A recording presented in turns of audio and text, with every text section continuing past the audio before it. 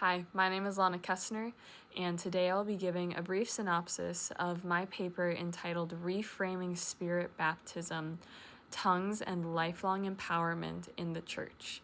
The heart behind this paper is addressing the question of if speaking in tongues is a necessary requirement in order for someone to be baptized in the Spirit. I've seen a lot of conflict and diversity presented on this topic, and so I decided to look at a few different perspectives to see where everyone was coming from. I grew up from a mostly Pentecostal perspective that taught that tongues is a requirement in order to be spiritually baptized, and I was always comfortable with this perspective, but I wanted to look at a few different angles and see if I was open to them as well. So I analyzed multiple perspectives, and I will touch on them briefly in this video, but the main idea and the conclusion that I came to in my paper is that spirit baptism is actually a lifelong empowerment, and it's not just meant to be reduced to a single moment in tongues, although tongues is a very key part in spirit baptism.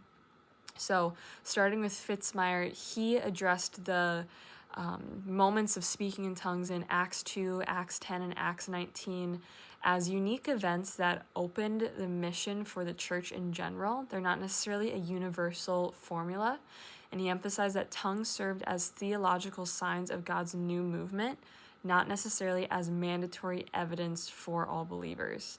So this started that emphasis in my paper that the Spirit's purpose in Acts is empowerment for missions. It's also empowerment for witness as a part of that, and this goes into Peterson's perspective, which teaches that spirit baptism equips believers for ministry, it emboldens them for witness, and it's not necessarily spiritual ranking. And this is something that I've consistently seen in the church, is that those who speak in tongues, it almost seems as though they're at a higher level than those who don't. And I don't believe that tongues is meant to establish a hierarchy or a leaderboard of who is more spiritual based on how much they speak in tongues. The Holy Spirit's coming transformed the church into a unified, mission-driven community.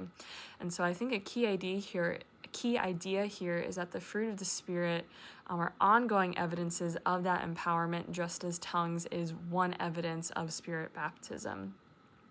When it comes to Williamson and Wood, they were actually able to interview 8 different individuals and discuss what it looks like for them to experience Spirit baptism.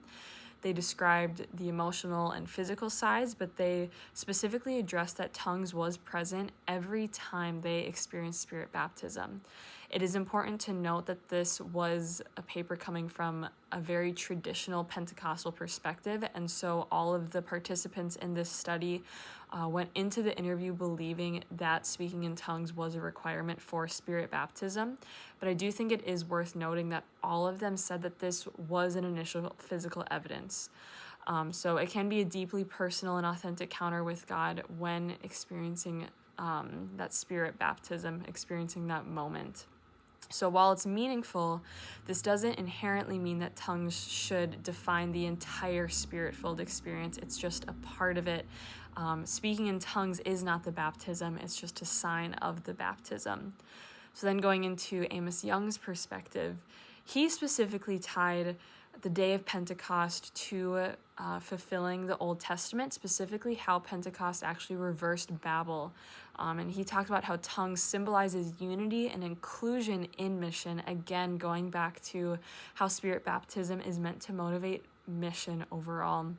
This was complemented by Van Ort's perspective, which taught that tongues was a spiritual language of praise. It wasn't necessarily universal, but he warned against excluding people who don't speak in tongues.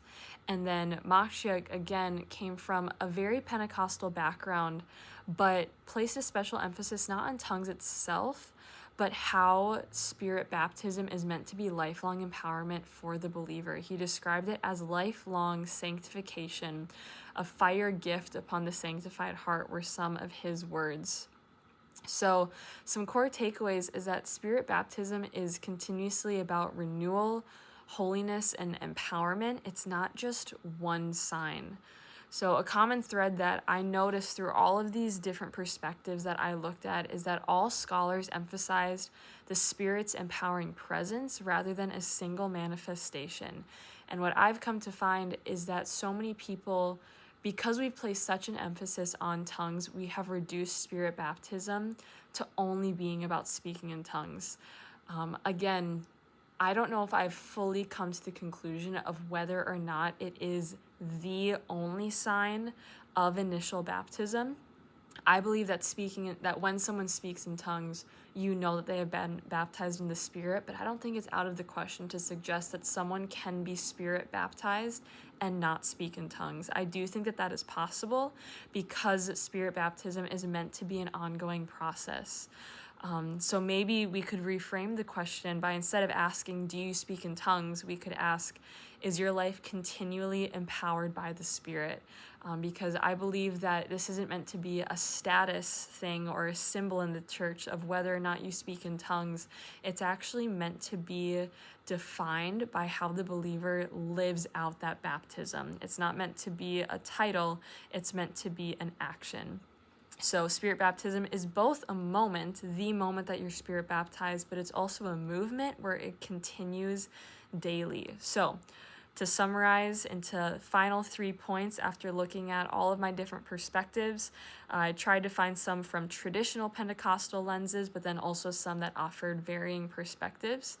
I believe that Spirit baptism is lifelong empowerment for witness. It serves a purpose where the reason that the day of Pentecost came was so that believers could be empowered to fulfill Jesus's command for us to preach the gospel to all four corners of the earth, and baptizing everyone in the name of the Father, the Son, and the Holy Spirit. And so this wasn't necessarily meant to be an experience for the individual believer.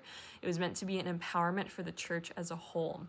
Second, tongues is just one expression of that empowerment. It is not necessarily the only one. And then the true evidence of Spirit baptism is a transformed life, unity within the church, holiness, and empower for mission. Thank you.